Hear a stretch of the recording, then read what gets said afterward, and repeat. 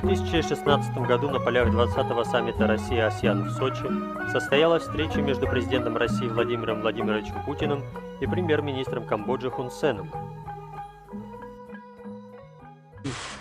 Камбоджа давний, надежный партнер России в регионе,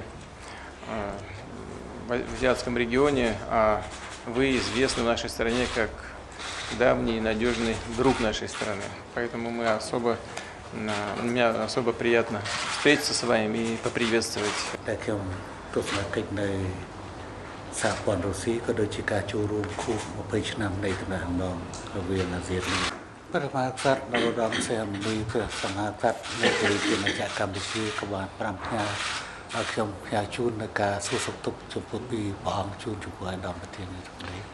ខ្ញុំពិតជាមានការរីករាយខ្លាំងណាស់ហើយបាញ់ឯកឧត្តមប្រធាននាយកប្រទេសបានចាត់ទុកកម្ពុជាជាមិត្តចាស់